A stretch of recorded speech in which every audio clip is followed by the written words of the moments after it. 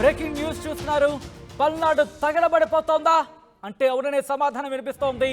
పల్నాడులో మంటలు చల్లారడం లేదు. నరసరావుపేట, మాచెర్ల, సత్తెనపల్లి ఎక్కడ చూసినా దాదాపు ఎక్కడో దగ్గర ఇటువంటి ఘటనలే మనకి కనిపిస్తున్నాయి, వినిపిస్తున్నాయి. ముఖ్యంగా అటువంటి ఉద్రిక్త పరిస్థితులు విజువల్ మీరు చూస్తున్నారు.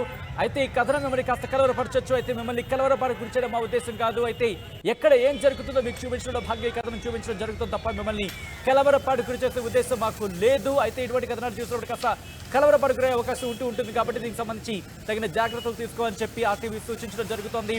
పల్నాడులో చల్లారలేదు, మంటలు ఇంకా కొనసాగుతున్నాయి. నరసరావుపేట మల్లమ్మ సెంటర్లోకి టీడీపీకి చెందిన బొలెరో వెహికల్ను తగలబెట్టినట్టుగా తెలుస్తోంది. దుండగులు వైసీపీ టీడీపీ మధ్య ఘర్షణతో నరసరావుపేటలో టెన్షన్ వాతావరణం నెలకొంది.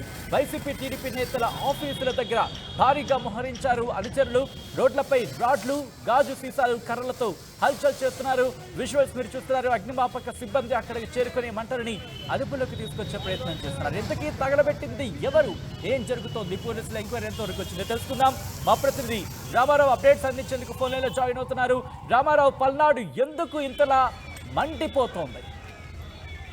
సచిన్, ఎన్నికల నేపథ్యంలో పల్నాడులో టీడీపీ, వైసీపీ వర్గాలు పూర్తి స్థాయిలో ఒకళ్ళతో ఒకళ్ళు తలపడినటువంటి పరిస్థితి ఉంది. అందువల్లే ఇక్కడ పూర్తి స్థాయిలో ఆధిపత్యం ప్రదర్శించడంలో భాగంగా ఆ టీడీపీ, వైసీపీ వర్గాలు దాడులు, ప్రతిదాడులకు దిగాయి. దీంతో పల్నాడు జిల్లాలోనే ఆల్మోస్ట్ అలా 7 నియోజకవర్గాలు ఉంటే 7 నియోజకవర్గాల్లో కూడా పూర్తిగా ఇదే పరిస్థితి ఉంది. పోలింగ్ ప్రారంభమై రాష్ట్రంలో పోలింగ్ ప్రారంభమైనప్పుడు 7 గంటల సమయంలో మొదటి ఘటన కూడా పల్నాడు జిల్లా మాచర్ల నియోజకవర్గంలోని రెండచింతల మండలం రంటాల్లో దాడి జరిగింది. ఇప్పటికీ కూడా స్టిల్ ఈ రోజు ఇప్పటికి కూడా ఇంకా అదే పరిస్థితి కంటిన్యూ అవుతుంది. నరసరావుపేటలో అయితే మాత్రం పూర్తిగా పరిస్థితి అసలు ఎంత ఉద్రిక్తత అంటే ఇళ్లలో నుంచి జనం బయటికి రాలేనటువంటి పరిస్థితి. ప్రధాన సెంటర్ నరసరావుపేటలో మల్లమ్మ సెంటర్ అంటే అది మెయిన్ సెంటర్. అలాంటి సెంటర్ లో కూడా ఒకవైపు టీడీపీ, మరొక వైపు వైసీపీకి సంబంధించిన వాళ్ళు భారీగా వందల సంఖ్యలో మోహరించారు. అక్కడ చూసుకున్నట్లయితే ఏదైతే మధ్యాహ్నం నుంచి కూడా వివాదం కొనసాగుతుంది. దాడులు జరిగాయి, రాళ్ల దాడులు, పోలీసులు రబ్బర్ బుల్లెట్లతో కాల్పులు జరిపి ఆ పరిస్థితిని అదుపులోకి తీసుకొచ్చారు. అంతా బాగానే ఉంది అనుకున్న సమయంలో కొద్దిసేపటి క్రితమే మల్లమ్మ సెంటర్ లో ఒక బొలెరో వెహికల్ ఆపారు. ఆ వెహికల్ కి టీడీపీ జెండా ఉంది. దీంతో గుర్తు తెలియని వ్యక్తులు ఆ బొలెరో వాహనంపై పెట్రోల్ బస్ తగలబెట్టారు. అయితే ఇది వైసీపీకి సంబంధించినటువంటి కొంతమంది వ్యక్తులు ఈ ఘటనకు పాల్పడ్డారని టీడీపీ నేతలు ఆరోపిస్తున్నారు. ఒక్కసారిగా మెయిన్ రోడ్లోని అలాగే నరసరావుపేట సెంటర్ లో ఈ ఘటన చోటు చేసుకోవడంతో ప్రజలందరూ భయాందోళనకు గురయ్యారు. ఆ వెంటనే పోలీసులు, ఫైర్ సిబ్బందిని అక్కడికి తీసుకుని వచ్చి మంటలు అదుపు చేయడం జరిగింది. అయినప్పటికీ ఇప్పటికీ కూడా పూర్తిగా నరసరావుపేటలో పరిస్థితి అయితే అదుపులోకి రాలేదు.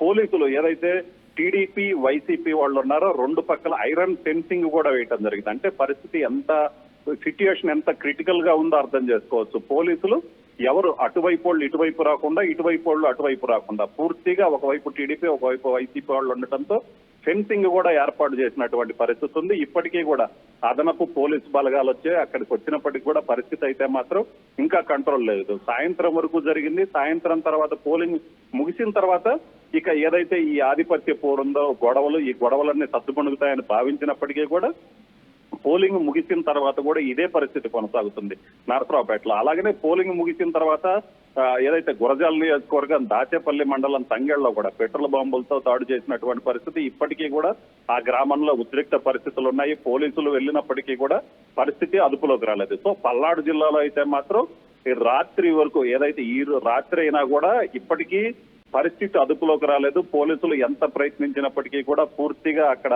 ఉద్రిక్తతలు అయితే చల్లారలేదు. ఇంకా ఎప్పుడు ఏం జరుగుతుందోనన్న టెన్షన్ అయితే మాత్రం జనాల్లో ఉంది. సచిన్, రైట్ రామారావు, ప్రస్తుతం అక్కడ పరిస్థితి అంటే ఏకంగా మంటలు రాజుకుంటున్నాయనే చెప్పుకోవచ్చు. ఇటువంటి నేపథ్యంలో ఎలక్షన్కి రిజల్ట్స్కి సంబంధించి జూన్ 4వ తారీఖు వరకు అంటే అంతవరకు వేచి ఉండాలి కాబట్టి అదనపు పోలీసు బలగాన్ని అక్కడ రంగంలోకి దించే అవకాశం కనిపిస్తోందా? పోలీసులు ఎటువంటి యాక్షన్ ఆఫ్ ప్లాన్తో ముందుకెళ్తున్నారు? ఖచ్చితంగా సచిన్, ఆల్రెడీ ఉమ్మడి గుంటూరు జిల్లాలో 17 నియోజకవర్గాలు ఉంటే 17 నియోజకవర్గాల్లో పల్నాడు జిల్లాలోనే 4 నియోజకవర్గాలు అత్యంత సమస్యాత్మక నియోజకవర్గాలుగా గుర్తించడం జరిగింది. సో ఇక్కడ మొత్తం కంప్లీట్ వెబ్ కాస్టింగ్ ద్వారా ఎన్నికలు పర్యవేక్షించినప్పటికీ కూడా పరిస్థితి అదుపులోకి రాలేదు. సో ఈ నేపథ్యంలోనే అక్కడ అదనపు పోలీస్ బలగాలను తీసుకురావడం జరిగింది. అలాగనే పరిస్థితి ముందుగానే ఊహించారు. గొడవలు జరుగుతాయని పోలీసులు ముందుగానే ఊహించినప్పటికీ ఈ స్థాయిలో జరుగుతాయని అయితే మాత్రం పోలీసులు ఊహించలేదు. అందుకనే ఏదో ఈ రోజు పోలింగ్ జరిగినప్పటికీ రేపు 14వ తారీఖు మొత్తం కూడా 14వ తారీఖు సాయంత్రం వరకు కూడా ముందుగానే 144 సెక్షన్ అమల్లో ఉంటుందని పోలీసులు చెప్పడం జరిగింది. అయితే ఇప్పటికీ కూడా పరిస్థితి అదుపులోకి రాకపోవటం, అలాగనే ఈ గొడవలు పోలింగ్ ముగిసిన తర్వాత కూడా గొడవలు కంటిన్యూ అవుతున్న నేపథ్యంలో ఖచ్చితంగా మళ్ళీ ఏదైతే జూన్ 4 కౌంటింగ్ జరిగి రిజల్ట్ వచ్చే వరకు కూడా ఇక్కడ అదనపు బలగాలను అయితే ఉంచే అవకాశం ఉంది. ఇప్పుడే దీనికి సంబంధించి పల్నాడులో జరుగుతున్న పరిస్థితుల్ని పోలీసులు ఈసీకి కూడా నివేదించడం జరిగింది. సో దీనికి సంబంధించి ఈసీ ఫైనల్ గా ఒక డెసిషన్ తీసుకొని పల్నాడులో ఉద్రిక్త పరిస్థితులు ఉన్న నేపథ్యంలో మరికొన్ని రోజులు ఏదైతే రేపు సాయంత్రం వరకు 144 సెక్షన్ ఉంది, అదనంగా మరొక 4 రోజులు పొడిగించే అవకాశం అయితే కనిపిస్తుంది. పోలీసులు కూడా అదే రిఫర్ చేశారు. పరిస్థితి కొంచెం ఇబ్బందికరంగా ఉంది. ప్రతి గ్రామంలో నియోజకవర్గాల్లో చాలా గ్రామాల్లో దాడులు జరిగిన 1-2 గ్రామాల్లోనే ఉద్రిక్త పరిస్థితులు తలెత్తే అవకాశం ఉందని భావించినప్పటికీ చాలా గ్రామాల్లో ప్రతి నియోజకవర్గంలో 7 నుంచి 10 గ్రామాల్లో ఇలాంటి పరిస్థితులు ఉన్న నేపథ్యంలో పోలీసులు గనక బలగాలు గనక మళ్ళీ అక్కడి నుంచి వెళ్ళినట్లయితే మళ్ళీ దాడులు జరిగే అవకాశం ఉంది. సో మాస్ గా ఒక మూకుమ్మడిగా దాడులు జరిగే అవకాశం ఉన్న నేపథ్యంలో ఖచ్చితంగా పోలీసులు అయితే మాత్రం ఇప్పటికే దీనికి సంబంధించి ఉన్నతాధికారులకు కానీ ఈసీకి కానీ రిఫర్ చేయడం జరిగింది. ఇంకా అదనంగా మరికొన్ని రోజులు 144 సెక్షన్ అలాగనే ప్రస్తుతం వచ్చినటువంటి బలగాలు కంటిన్యూగా ఉండేటట్టు, దీంతో పాటు ఏదైతే గొడవలు ఉద్రిక్త పరిస్థితులు ఉన్నాయో అక్కడ పోలీస్ పికెట్లు గ్రామాల్లో పోలీస్ పికెట్ ఏర్పాటు చేయటం, అలాగనే 144 సెక్షన్ కూడా అమల్లో ఉంచాలి. అమల్లో ఉంచినట్లయితేనే కొంత పరిస్థితి శాంతి భద్రతల పరిస్థితి అదుపులోకి వచ్చే అవకాశం ఉందని పోలీసులు భావిస్తున్నారు. సో ఫైనల్ గా ఈసీకి నివేదన ఏదైతే ఇక్కడ జరిగినటువంటి సిచ్యువేషన్ ని చెప్పడం జరిగింది. వాళ్ళు కూడా పల్నాడు జిల్లాలో జరిగిన ఘటనలు కూడా చాలా సీరియస్ గా తీసుకున్నటువంటి నేపథ్యంలో పోలీసు ఉన్నతాధికారులు కూడా పల్నాడు జిల్లాలో మరికొన్ని రోజులు అదనపు బలగాలను ఉంచే అవకాశం అయితే కనిపిస్తుంది. సచిన్, అలాగే మధ్యాహ్నం చూసుకుంటే ఇక్కడికి రబ్బర్ బుల్లెట్స్ ప్రయోగించిన పరిస్థితి ఎందుకు అంతటి ఉద్రిక్త పరిస్థితికి దారితీస్తుంది? ప్రస్తుతం అక్కడ ఎటువంటి సిచ్యువేషన్ ఉంది రామారావు? ప్రధానంగా పోలింగ్ బూత్ల వద్ద ఆ ఓటింగ్ విషయంలోనే టీడీపీ వైసీపీ వర్గాల మధ్య దాడులు మొదలైనటువంటి పరిస్థితిని పోలింగ్ బూత్లు పరిశీలించే విషయంలో టీడీపీకి సంబంధించిన వాళ్ళు వచ్చిన సమయంలో వైసీపీ వాళ్ళు అభ్యంతరం వ్యక్తం చేయటం, వైసీపీకి సంబంధించిన నేతలు వచ్చిన సమయంలో టీడీపీ వాళ్ళు అభ్యంతరం వ్యక్తం చేయటం, అలాగనే కొన్ని చోట్ల ఏదైతే ఓట్ల రీసైక్లింగ్ జరుగుతున్నటువంటి పరిస్థితి ఉంది. కొన్ని చోట్ల పోలింగ్ బూత్లను క్యాప్చర్ చేసుకునే అవకాశం ఉంది. క్యాప్చర్ చేసుకునేందుకు చేస్తున్నటువంటి ప్రయత్నాలను అడ్డుకోవడంతో ఈ పరిస్థితులన్నీ పూర్తిగా తలెత్తాయి. ఎక్కడా కూడా, ఎందుకంటే పల్నాడు జిల్లాలో గతంలో చూసుకుంటే 7 నియోజకవర్గాల్లో 7 వైసీపీ గెలిచినటువంటి పరిస్థితి ఉంది. అయితే ఈసారి టీడీపీ గట్టి అభ్యర్థుల్ని బరిలోకి దించడం, అలాగే టీడీపీ వాళ్ళు కూడా ఈసారి గెలుపును ప్రతిష్టాత్మకంగా తీసుకుని వాళ్ళు పనిచేసిన నేపథ్యంలో ప్రతిఘటన ఏదైతే వైసీపీకి టీడీపీ నుంచి గట్టిగా ఎదురుదాడైతే మాత్రం జరిగిందని చెప్పుకోవచ్చు. సో ఈ నేపథ్యంలోనే 2 వర్గాలు కూడా ఎవరూ తగ్గకుండా ఖచ్చితంగా పోలింగ్ ప్రశాంతంగా జరగాలి, ఎక్కడైనా గొడవలు జరగటం కానీ బూతులు క్యాప్చర్ చేయడానికి అయితే ఏర్పడినటువంటి పరిస్థితులు కానీ ఆ దొంగ ఓట్లు వేయటం, రీసైక్లింగ్ ఇలాంటి వాటిలో ప్రతి దాంట్లో అబ్జెక్షన్లు చెప్పటం. సో ఈ ఇక్కడ చూసుకుంటే కనుక అటుగా వెళుతున్న వాహనాల మీద కర్రతో దాడి చేస్తున్నారు, పెట్రోల్ బాంబులు వేస్తున్నారు. అట్ ద సేమ్ టైం అక్కడ వెళుతున్న వాళ్ళ మీద దాడి చేస్తున్న పరిస్థితికి సంబంధించి మనం చూసాం. వాహనాలని తగలబెట్టేస్తున్నారు. పూర్తిగా అక్కడ పరిస్థితి చేయి దాటిపోయింది అనే మాట కూడా వినిపిస్తోంది. ఇటువంటి నేపథ్యంలో సెంట్రల్ ఫోర్సెస్ ఏమైనా రంగంలోకి దిగే అవకాశం ఉందా? సెంట్రల్ ఫోర్సెస్ ని అప్రోచ్ అయ్యే ప్రయత్నం చేస్తోందా?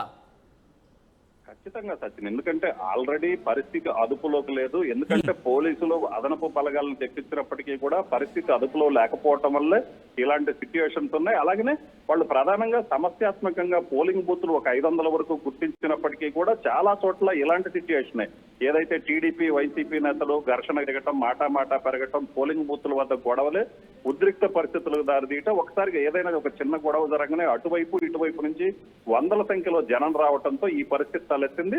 ఖచ్చితంగా ఇప్పుడున్న సిచ్యువేషన్ అయితే మాత్రం పోలీసులు ముందుగా ఊహించలేదు. కొంత వివాదాలు గొడవలు జరుగుతాయనుకున్నారు కానీ ఈ స్థాయిలో జరుగుతాయని అయితే మాత్రం పోలీసులు ఊహించలేదు.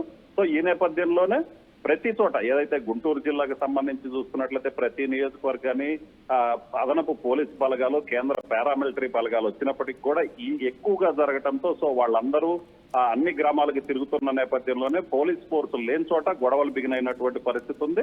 సో ఈ నేపథ్యంలోనే ఖచ్చితంగా అదనపు పోలీస్ బలగాలు, ఎందుకంటే గుంటూరు జిల్లాలో చాలా తక్కువగా వివాదాలు జరిగినాయి. సో అక్కడ ఉన్నటువంటి బలగాలని పల్నాడు జిల్లాకైతే తరలించే అవకాశం కనిపిస్తుంది. Sachin. Right Ramarao, thanks for update. So మొత్తంగా అయితే మాత్రం పల్నాడులో మంటలు మాత్రం చల్లారడం లేదు. నరసరావుపేట మల్లమ్మ సెంటర్లో టీడీపీకి చెందిన బొలెరో వెహికల్ను తగలబెట్టారు దుండగులు. వైసీపీ టీడీపీ మధ్య ఘర్షణతో నరసరావుపేటలో టెన్షన్ వాతావరణం నెలకొంది. వైసీపీ టీడీపీ నేతల ఆఫీసుల దగ్గర భారీగా మోహరించారు అనుచరులు. రోడ్లపై రాడ్లు, గాజు సీసాలు, కర్రలతో హల్చల్ చేస్తున్నారు.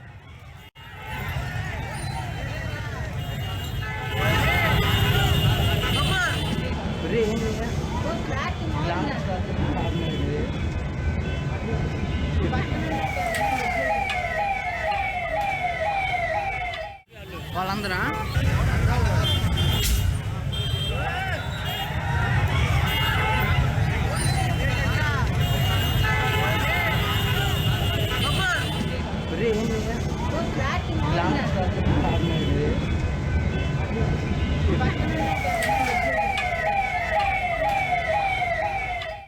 వాళ్ళందరా